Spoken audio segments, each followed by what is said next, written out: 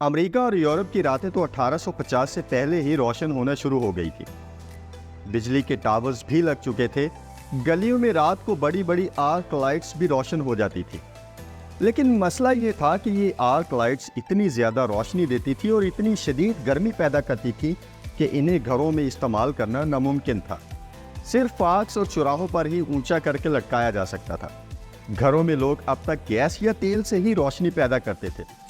तो 1878 में एडिसन ने रिपोर्टर्स के सामने ये डींग मारी कि वो जल्द ही अमेरिकी घरानों को बिजली से रोशन कर देगा। अब इतना बड़ा साइंसदान जब ये दावा कर दे तो अमेरिकियों का इंतजार करना तो बनता था। सो वो ये इंतजार करने लगे। एडिसन का ख्याल था कि अगर एक आम लैंप को तेल या गैस की जगह बिजली से रोशन किया जाए तो इसकी रोशनी बढ़ जाएगी। इसे अंदाज़ा लगाया कि अगर लैंप में से हवा निकाल दी जाए यानी वैक्यूम पैदा कर दिया जाए और फिर इस लैंप में कुछ बारीक सी तारें दाखिल करके इनमें से करंट गुजारा जाए तो लैंप रोशन हो जाएगा। इन बारीक सी तारों को फिलामेंट का नाम दिया गया। लेकिन एडिसन खुद कहा करता था कि आइडिया किसी भी प्रोजेक्ट का सिर्फ 1% होता है और बाकी 99% अनथक मेहनत से पूरा हो पाता है। अस्सलाम वालेकुम। आज इनके YouTube वीडियोस में एक बार फिर खुशामदीद।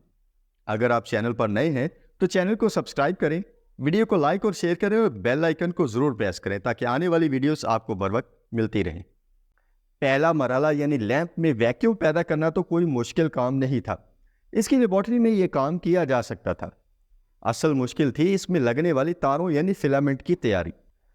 अब सवाल ये था कि फिलामेंट कौन से मटेरियल से बनेगा, वो मटेरियल जिससे करंट भी गुजर सके और वो मटेरियल करंट को बर्दाश्त भी कर सके।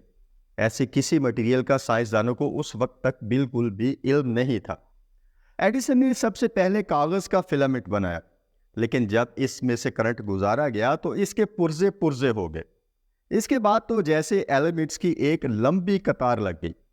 एडिसन और इसकी टीम के सामने जो चीज़ भी आती, जो भी मटेरियल आता, वो इससे करंट पास करके देखते कि क्या बल्ब जलता है। इस जनूनी तरीके में इन्होंने घोड़ों के बाल, मकड़ियों के जाले, हत्ता के कुछ मुलाजमों की दाढ़ी के बाल तक टेस्ट कर डाले, लेकिन करंट के आगे कोई भी एलिमेंट नहीं ठहर रहा था। एक बार प्लाटिनियम के फिलामेंट का तजर्बा कामयाब रहा, मगर प्लाटिनम बहुत ही महंगी धात थी। इसे कमर्शियली इस्तेमाल करना तकरीबन नामुमकिन था। अगर इसे इस्तेमाल किया जाता तो जाहिर है बल्ब इतना महंगा हो जाता कि आम अमरीकी और दुनिया में आम लोग इसे खरीद नहीं पाते। एडिसन एक सस्ता बल्ब बनाना चाहता था जो हर घर में पहुंच सके। चुनाचे इसने प्लैटिनम का फिलामेंट मुस्तरद कर दिया और अपनी टीम को तजर्बात जारी रखने की हिदायत की। तकरीबन 1 साल की मगजमारी और 6000 मटेरियल टेस्ट करने के बाद एडिसन की टीम एक सस्ता और मयारी फिलामेंट बनाने में कामयाब हुई, और ये था कार्बन का फिलामेंट। अगरचा तारीख में यह तनाज़ा आज तक मौजूद है कि कार्बन फिलामेंट की ईजाद का सेहरा किसके सर जाता है, एडिसन के सर या फिर इसके एक मुलाजिम स्याफॉर्म मुलाजिम एडवर्ड लियोस के सर। वेस्ट इंडीज़ के मशहूर क्रिकेटर माइकल होल्डिंग समेत बहुत से लोगों का यह ख्याल है कि फिलामेंट का मौजिद एडिसन नहीं बल्कि एडवर्ड लियोस था। स्याफॉर्म मुलाजिम को इस ईजाद का सेहरा देने वाले लोगों का ख्याल है कि सफ़ेद फार्म नस्ल परस्तों ने एडिसन को फिलामेंट बनाने का क्रेडिट देकर स्याफॉर्मों से नाइंसाफ़ी की है, तारीख को मस्ख किया है। अब कार्बन फिलामेंट भले एडवर्ड ने बनाया हो, लेकिन इसका कमर्शियल फ़ायदा बहरहाल एडिसन ने ही उठाया। इसने बिजली से जलने वाला बल्ब तैयार कर लिया था। अब वक्त था इसकी आजमाइश का। 1879 में इसने कार्बन के फिलामेंट से बल्ब को जलाया और इसे 13 घंटे तक रोशन रखने में कामयाब भी रहा। ये एक ऐसी ईजाद थी जिसने दुनिया में बहुत बड़ी तब्दीली लेकर आना थी। एडिसन ने नए साल के मौका पर अपनी इसी ईजाद की नुमाइश का ऐलान किया।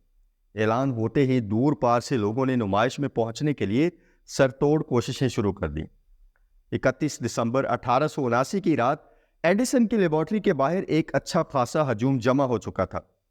वो लेबॉर्ट्री के बाहर गैस लैंप्स की जगह बल्ब रोशन देकर बड़े पुरजोश से हो रहे थे, लेकिन जाहिर है असल नुमाइश लेबॉर्ट्री के अंदर थी। एडिसन ने लेबॉर्ट्री के दरवाजे खोले तो बेचैन लोग तेजी से एक ऐसी दुनिया में दाखिल हुए जो रात के वक्त भी दिन का मंजर पेश कर रही थी। लेबॉर्ट्री में 25 बल्ब रोशन थे, जिनकी रोशनी लेबॉर्ट्री में रखी सैकड़ों बोतलों के शीशों से टकराकर एक दिलफरेब समा पैदा कर रही थी। इस वक्त के लिहाज से ये एक नाकाबिले यकीन मंजर था। क्योंकि कमरों के अंदर बिजली के बल्ब का तस्वुर और इतनी रोशनी का तस्वुर उस वक्त नहीं था। एडिसन की ये नई इजाद देखने वालों को बहुत ज़्यादा पसंद आई। इस नई इजाद पर अखबारात में सुर्खियां भी लगी। एडिसन का इलेक्ट्रिक बल्ब अमरीकियों के लिए नए साल का तोहफा था। अब एडिसन अपने दावे के मुताबिक मैनहट्टन को, जो न्यूयॉर्क का एक इलाका है, रोशन कर सकता था, मगर इसके लिए कुछ कानूनी रुकावटें थी। मतलब वही ब्यूरोक्रेसी के मसाइल, ये परमिट, वो एनओसी, यहाँ दरख्वास्त, वहाँ साइन, वगैरह वगैरह। खुदा खुदा करके ये मरहले भी एडिसन ने अबूर कर लिए और मैनहट्टन को बिजली सप्लाई करने का इजाज़तनामा हासिल कर लिया। अब बड़े पैमाने पर बिजली सप्लाई करने के लिए बड़ा बिजली घर भी चाहिए था।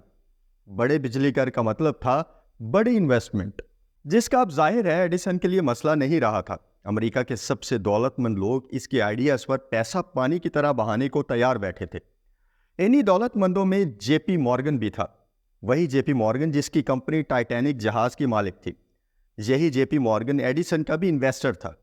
मॉर्गन को यकीन था कि यह बेहतरीन बिजनेस इन्वेस्टमेंट है। अगर अमेरिका के घर बिजली से रोशन होने लगे तो सारी रकम बेपनाह मुनाफे समेत वापस आ जाएगी। चुनांचे जेपी मॉर्गन की मदद से एडिसन ने लोअर मैनहट्टन के इलाका पर्ल स्ट्रीट में एक बिजली घर बनाया। यहाँ 30 टन वजनी जनरेटर रखे गए, जेर जमीन बिजली की तारें बिछाई गई। फिर 4 सितंबर 1882 को बिजली घर में एक बटन दबाते ही लोअर मैनहट्टन का एक मुरब्बा मील का इलाका रोशनियों से जगमगाने लगा।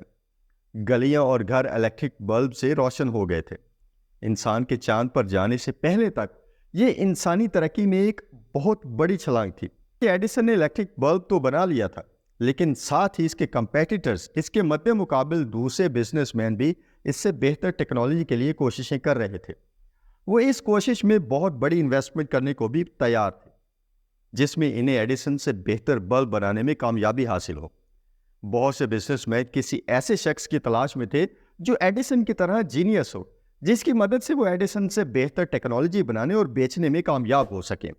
वो एडिसन को मार्केट से आउट करके पावर सप्लाई के बिजनेस में मोनोपोली कायम करना चाहते थे, मुकम्मल कब्जा करना चाहते थे, जैसा कि उस वक्त एडिसन का नजर आ रहा था।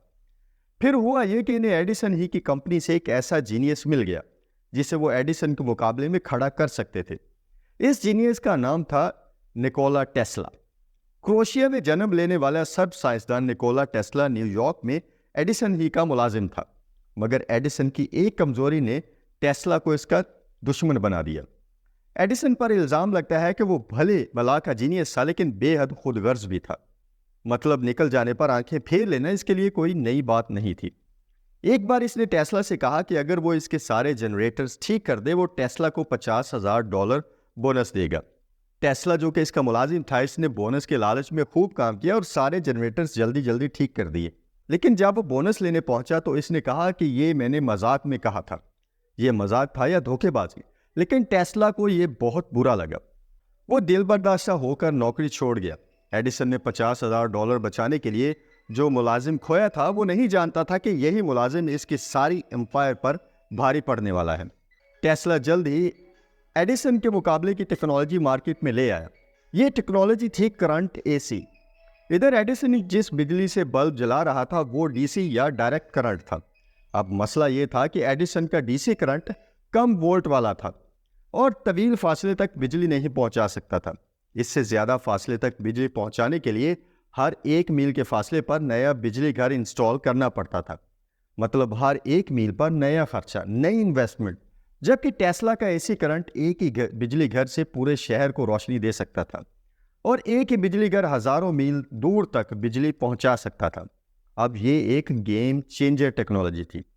एडिसन और जेपी मॉर्गन के राइवल्स, इनके मुकाबले के बिजनेसमैन और इन्वेस्टर्स ऐसी ही किसी टेक्नोलॉजी के इंतजार में थे। इन्होंने टेस्ला के आइडिया को समझा और इस पर डॉलर्स की बरसात कर दी। एक बड़ी बिजनेस कंपनी ने टेस्ला से एसी करंट के हकूक 10 या 15 लाख डॉलर्स के लगभग खरीद लिए। एसी करंट की पैदावार शुरू हो गई। न्यूयॉर्क के बहुत से घरों को एसी करंट से बिजली की सप्लाई भी मिलने लगी। अब होना तो ये चाहिए था कि एडिसन एक बिजनेस आइडिया का मुकाबला बिजनेस आइडिया से करता, मगर वो जिद्दी और अनापरस्त साबित हुआ। इसे यह गरूर था कि इसकी टेक्नोलॉजी सबसे बेहतर है और इसका कोई मद्दे मुकाबिल दूर दूर तक नहीं। इस खुशफहमी या गलत फहमी में वो एसी करंट का फैलाव रोकने की कोशिशें करने लगा। एडिसन और टेस्ला के इस टकराव को तारीख में वॉर ऑफ द करंट्स के नाम से याद किया जाता है। वॉर ऑफ द करंट्स में एडिसन ने हर डर्टी ट्रिक खेला। इसके कहने पर जानवरों को एसी करंट लगाकर मारा गया, हत्ता कि एडिसन ने एक इंसान को सजाए मौत देने के लिए भी एसी करंट इस्तेमाल करने का मशवरा दिया। वो ये सब कुछ इसलिए कर रहा था कि एसी करंट इसके मद्दे मुकाबले इसके हरीफ टेस्ला की इजाद थी। वो एसी करंट टेस्ला का मुकाबला करने के बजाय एसी करंट को ओछे हथकंडों से बदनाम करने पर तुल गया। एसी करंट के खिलाफ इसने हजारों पम्फलेट छपवा कर भी लोगों में बांटे। ये सब कुछ इसलिए किया गया ताकि एसी करंट को खतरनाक साबित करके मार्केट से टेस्ला का और इसका नाम खत्म कर दिया जाए। लोग इस करंट से डरने लगे और ये टेक्नोलॉजी फ्लॉप हो जाए। लेकिन कोई टेक्नोलॉजी भला सिर्फ प्रोपेगेंडे के जोर पर मार्केट से आउट कैसे हो सकती है? नई और सस्ती टेक्नोलॉजी जो बेहतर भी हो और इसे हराना भी मुश्किल बल्कि नामुमकिन हो। एडिसन तो जिद पर अड़ा हुआ था, लेकिन इसका बिजनेस पार्टनर जेपी मॉर्गन बात समझ गया था। वो जान गया कि एडिसन की जिद इसकी सारी इन्वेस्टमेंट डबो सकती है। चुनाचा इसने बिजली के मार्केट में इन रहने के लिए वही किया जो एडिसन ने टेस्ला के साथ किया था। यानी जेपी मॉर्गन ने एडिसन के साथ अपने पुराने ताल्लुक का लिहाज किए बगैर खुद गर्जी दिखाई। जनरल इलेक्ट्रिक के नाम से अपनी अलग पावर कंपनी बना ली। चूंकि एडिसन की पावर कंपनी भी मॉर्गन की इन्वेस्टमेंट पर ही चल रही थी, इसलिए इसने ये कंपनी भी जनरल इलेक्ट्रिक में जम कर दी। अगरचे नई कंपनी में एडिसन के शेयर्स तो मौजूद रहे, मगर फैसलों का इख्तियार जेपी मॉर्गन के पास चला गया। इस सारी सूरत हाल में एडिसन की आखिरी उम्मीद ये थी शिकागो में होने वाली वर्ल्ड कोलंबियन एग्जीबिशन। इस इलेक्ट्रिक एग्जीबिशन का ठेका इसे मिल जाए, ये उसकी बहुत ज्यादा कोशिश थी। ये नुमाइश कोलंबस के अमेरिका दरियाफ्त करने के 400 बरस पूरे होने पर मुनाकिद की जा रही थी।